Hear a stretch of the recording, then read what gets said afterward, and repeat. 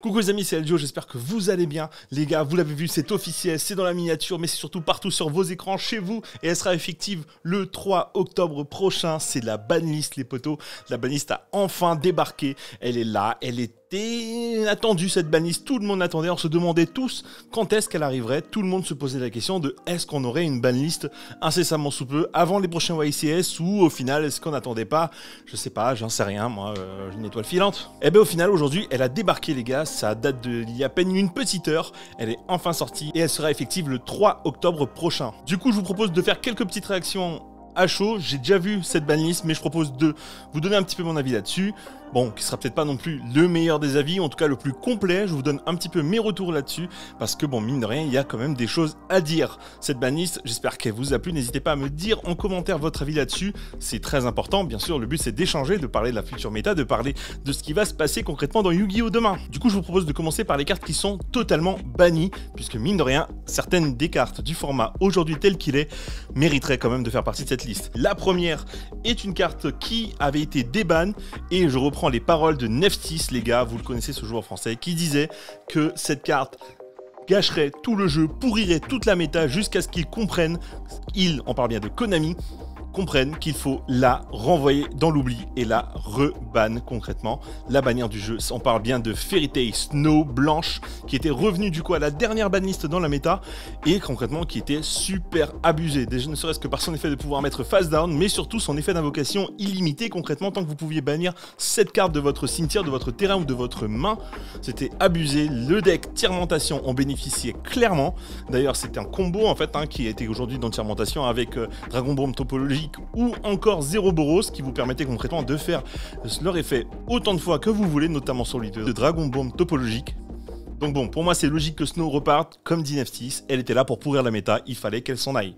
Une autre carte qui est un peu une surprise pour moi, alors surprise dans le choix qui a été fait, c'est Ronin Todin, donc c'est Crapaud Samouraï Ronin le Todin comme on l'appelait gentiment.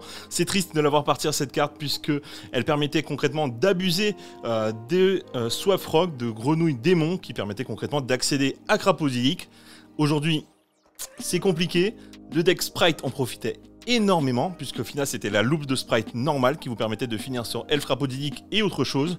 Bon, ça va être beaucoup plus compliqué aujourd'hui de faire Crapaud, je pense que ça va même être très dur. Je vois pas comment, en tout cas dans le deck Sprite de la manière dont il est aujourd'hui, puisque je me suis toujours dit que Sprite en fait fait partie de ces decks qui ont des loops simples, mais qui sont des loops qui ne sont pas leur finalité. Elles sont clairement amenées à changer, à évoluer, à s'adapter à la méta. Et pour moi c'est ce qui est en train de se passer, c'est-à-dire qu'au final ça fait partie un peu des decks Sprite pour moi qui vont au final s'affiner avec le temps pour devenir vraiment très forts au bout d'un moment. Et non pas avec leur version, j'ai envie de dire, sortie de base du premier combo quoi. La troisième carte c'est Crystron Alquifibrax, cette carte qui est devenue abusée dans tous les decks du format relativement qui ont accès à des extenders tuners, notamment on va penser à Punk qui est concrètement abusé de fou de cette carte et sincèrement on faisait partie des archétypes qui en abusaient énormément. Tier Element aussi pouvait le jouer bien sûr. Crystron faisait partie de ces cartes qui te sort de la merde en fait concrètement avec deux cartes en vrai. C'est un peu à l'exemple de Anaconda Verté qui avec deux cartes te sort un board pas possible ou en tout cas un board très compliqué à gérer. Crystron faisait partie en fait pour moi de ces cartes là. La balle lui pendait au nez depuis un certain temps. Mais bon, elle est tombée maintenant, peut-être pour un bien. En tout cas, il fallait vraiment qu'elle rejoigne le rang des bannés, ça c'est sûr. La quatrième carte, et qui est une carte très logique, qui méritait depuis déjà un certain temps de partir, c'est Chaos Ruler. Du coup, cette carte qui, pareil, donnait accès très facilement à Crystron, puisque ça appuie sur un extender en fait tuner partait et du coup tu pouvais réinvoquer Chaos Ruler derrière, c'était n'importe quoi. Son effet de meule 5 pour pouvoir ajouter un monstre dark ou lumière parmi les cartes qui sont meulées, c'était incroyable. Tiermentation bénéficiait énormément, Punk n'en parlons même pas. C'est une carte en fait, c'est le même principe que juste les cartes d'avant. Deux cartes te permettent d'y accéder et concrètement d'extendre énormément ton deck et de débloquer tous les combos. En plus d'avoir un body supplémentaire puisqu'elle permet de se réinvoquer en bannant du cimetière quoi. C'est ce qui était un peu incroyable quoi. Une autre carte, la dernière cette fois-ci de la liste des cartes bannies, je suis très surpris de l'avoir. Bon, je pensais qu'elle allait rester à 1, c'est Red Reboot, bouton de redémarrage les gars, cette carte qui permettait concrètement de gérer sur un tour complet les cartes pièges, finalement devient bannie, c'est un peu dommage je trouve. Quels accès interactifs, j'ai envie de vous dire, on a face aux cartes pièges, ça va être un peu compliqué, je pense. Ça va être assez dur. Mais bon, peut-être que le fait de devoir pouvoir l'activer, en tout cas de la main, rendait les choses un peu compliquées. En tout cas, dur à gérer. Du coup, ça méritait qu'elle s'en aille. Mais peut-être que des cartes comme ça qui résolvent des problèmes de manière quasi certaine méritent peut-être d'être dans la banlist. Bon, en tout cas, celle-ci en fait partie. Du coup, je vous propose de passer, les gars, aux cartes qui sont limitées. Les cartes qui sont limitées, bon, elles sont à une dorénavant dans les decks. On va voir s'il y en a qui impactent beaucoup la méta. En tout cas, selon l'avis que je peux vous donner. Il y a bien sûr Blackwing, Steam the Cloak, qui revient dans le metagame. Cette carte qui a été bannie il y a 3-4 ans, je crois, maximum, qui était un peu abusée à l'époque. Faut savoir qu'en fait, Steam the Cloak, je pense, va faire partie de plusieurs cartes, et vous allez le voir au fur et à mesure de l'avancée de cette vidéo, qui sont des tuners qui concrètement vont revenir dans le jeu du fait que Crystron est banni. C'est-à-dire qu'en fait, on y a beaucoup moins accès. Donc bon, c'est particulier, il faut quand même se dire qu'on a quand même les possibilités d'y avoir accès, mais c'est plus aussi facile que juste poser 2 monstres, faire Crystron et let's go into the game. Mais du coup, Steam the Cloak revient dans la game et on va voir concrètement si ça va être intéressant. L'avantage de Steam the Cloak, c'est quand elle est envoyée du terrain face recto au cimetière, elle invoque un token juste derrière elle. C'est un tuner à la base. Bon, il y a des moyens de pouvoir en abuser, mais peut-être pas autant qu'avant. Une autre carte qui est une carte un peu nostalgique en vérité, hein, c'est Cyberjar. Cyberjar qui revient dans le jeu à 1, cette fois-ci, banni depuis un certain temps déjà. J'ai l'impression que ça fait 2 banlists où ils nous remettent des cartes qui sont bannies depuis fort longtemps, et notamment ces changements de cœur avant. Là, c'est Cyberjar qui revient. Bon, Cyberjar a un effet sympa, mais est-ce que les possibilités d'activation d'effets de monstres à effet flip ne sont pas trop lentes ou trop facilement gérables dans la méta aujourd'hui? C'est une bonne question, on verra si on peut en tout cas y répondre dans les prochains mois et events. Une carte incroyable, c'est Grenouille de permutation, elle est passée à 1 les gars. Alors Grenouille de permutation, c'est vraiment fort parce que vous sacrifiez concrètement un monstre sur le terrain et vous invoquez un monstre crapaud, une crapaud concrètement de votre deck, quoi. Alors n'importe lequel. Donc il y a quelques accès qui peuvent être sympas. Le problème, c'est que c'est niveau 1 au final, mais elle donne quand même accès à des trucs assez intéressants. Je vous partagerai pas forcément les combos là, mais il y a moyen de sortir des trucs pas mal. Bon, c'est une carte que je trouve assez dangereuse en vrai, puisque elle n'a pas été ban pour rien. Et en vrai, à part Ronin, tout le reste qui permet d'en abuser est encore là. Donc il faut voir un peu jusqu'où on va aller, est-ce qu'elle va être utilisable dans certains decks ou pas. C'est une carte qui fait juste, pour moi je pense, un peu, pas flipper, mais où je m'attends à des trucs, concrètement. Et du coup, dans la même lignée, des tuners qui revient, on part de Mecha Beast, donc au lion, cette fois-ci, cette carte qui avait été bannie un certain temps en arrière du fait de Crystron, bien sûr, puisqu'elle était accessible trop facilement, et pareil, vous l'envoyez au cimetière, elle fait des tokens, et c'est le même concept, en fait, concrètement, que Steam the Closed pour moi. Une autre carte qui avait été beaucoup leakée, en fait, parmi les joueurs, alors leakée, pas vraiment, mais en tout cas demandée, et au final, ça s'est bien passé, c'est Spellbook of Judgment, donc... cette carte qui fait partie de l'archétype Spellbook, qui avait été un archétype très fort. Alors, est-ce que juste le retour de Spellbook of Judgment sera suffisant? Je ne sais pas. Je n'ai pas joué dans ce format.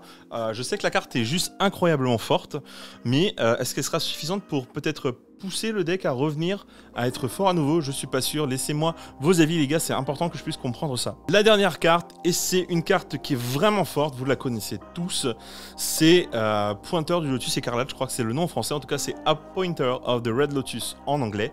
Cette carte du coup qui était présente dans les sides depuis un certain temps, pas tous, certains en tout cas. Le fait de pouvoir payer 2000, montrer, chacun se dévoile les mains et vous choisissez dans la main adversaire une carte que vous allez bannir jusqu'à la fin du tour. C'était quand même assez fort, ça se permettait de ne pas se prendre Dark Ruler No More, notamment pour Sprite. Et c'est pour ça d'ailleurs que je me dis que Sprite va évoluer dans sa manière d'être joué, puisqu'au final, concrètement, enlever Appointer, pour moi c'est se dire que Sprite aujourd'hui doit évoluer dans le sens de ne plus dépendre de est-ce que tu te prends Dark Ruler No More ou pas. Donc voilà, c'est un peu cette logique que j'ai en tête. Appointer du coup qui finit à 1 dans cette liste alors qu'elle était à 3. Du coup ce sont les cartes limitées, la liste elle est finie. Je vous propose de passer aux cartes semi-limitées. Eh ben il n'y en a pas. Aucune carte n'est semi-limitée les gars. Par contre, beaucoup de cartes reviennent à 3 exemplaires. Et la première de ces cartes, c'est Dynamite, bien sûr, la carte emblématique, le boss monster actuel, puisque Masterpiece n'est pas revenu, comme vous vous en doutez. Donc Dynamite reste le boss monster concrètement des True Draco. Elle revient à 3 cette carte. Intéressant, mais bon, ça c'est toujours le concept de laisser les decks rogues un peu s'exprimer. Je pense pas que True Draco serait capable de faire du résultat, à part le jouant et que il y a quand même une vérité dans le format aujourd'hui en France, c'est qu'il y a beaucoup de nouveaux, de primo-joueurs, de nouveaux joueurs.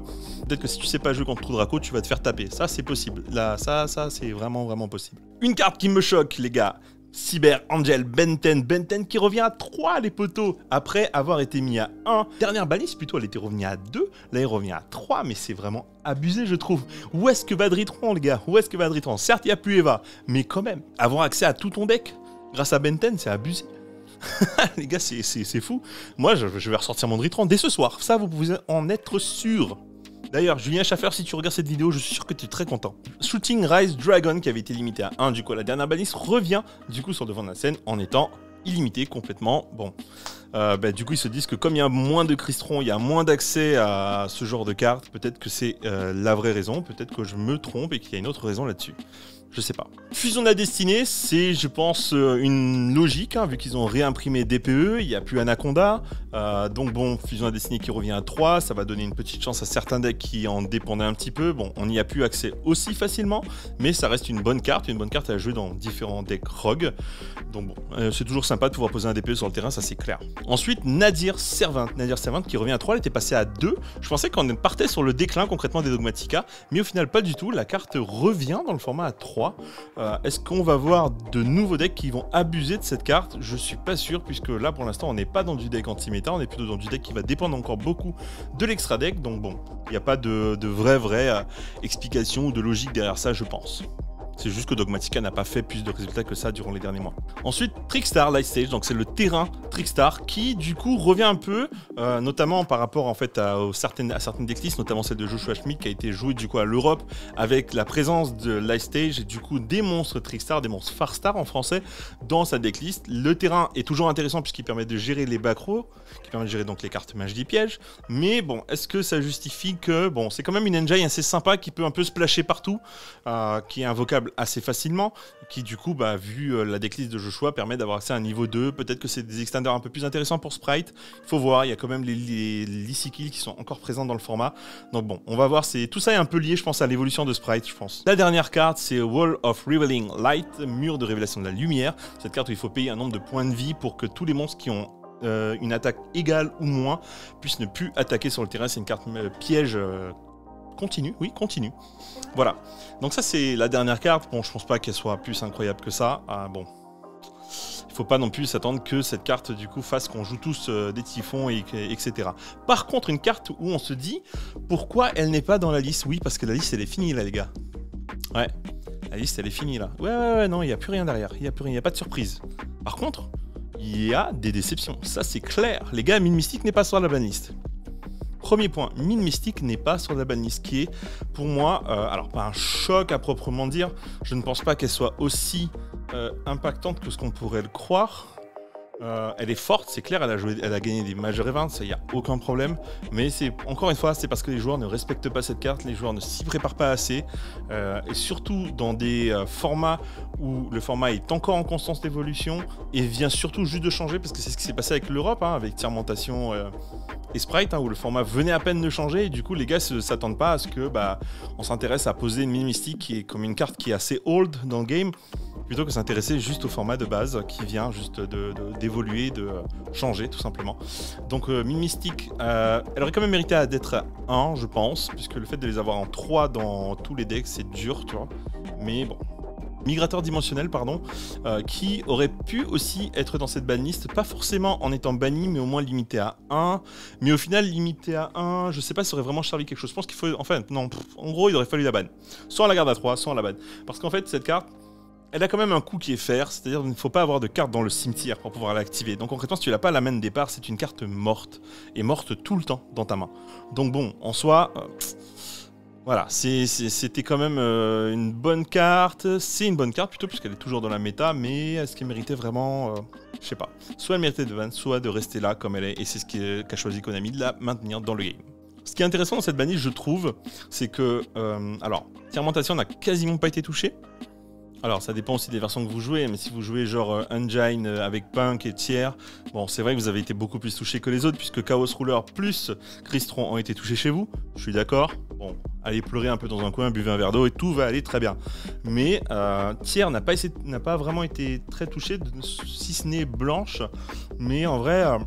Ça va pas impacter tant que ça le deck peut faire encore beaucoup de choses, et comme je l'ai dit juste avant, on est pour moi en train de passer par une phase d'affination d'affination des decks pour savoir comment ils vont être joués. Est-ce qu'au final, Tiramentation danger, peut-être même pur sur certains moves, ne peut pas être beaucoup plus fort. Sprite va partir un peu dans autre chose. Du coup voilà les amis, cette banlist assez surprenante, mais une banlist qui répond quand même à certaines choses, hein, puisqu'au final blanche était vraiment un problème. Donc au final on a un peu, peut-être que Konami s'est un peu appuyé sur certains avis de joueurs, qui sait, ou peut-être qu'ils ont eu conscience en tout cas de la problématique de cette carte. Alors bon, ils n'ont pas tenu compte de mine mystique, c'est vrai, mais aucune banlist de Konami n'est parfaite, ça n'a jamais existé. Ils ont aussi tenu compte de Crystron, très bien, de Chaos Ruler, très bien encore, pas de problème. C'est pas souvent qu'on peut dire que les choix de banlist sont assez bien dans Konami, mais là c'est pas trop mal. Après, il aurait mérité quand même. Certaines autres cartes ont mérité, notamment celle dont on a parlé juste avant, mais bon, c'est cool. N'hésitez pas à me donner vos commentaires, vos avis là-dessus les gars, j'en ai besoin, ça fait partie en fait de nos manières de comprendre la banlist, et certains joueurs ont peut-être joué dans certains formats où on peut comprendre du coup l'utilité de certaines cartes, ou en tout cas le retour de celle-ci, ou le ban de certaines autres cartes. Donc n'hésitez pas à me faire un petit retour en commentaire de ça, et dites-moi aussi si le contenu vous a plu, n'hésitez pas à mettre un pouce bleu, à vous abonner surtout, c'est important, la chaîne continue de grandir, et c'est grâce à vous, et c'est toujours pour vous. Prenez soin de vous les potos, je vous dis à bientôt. Tchuss.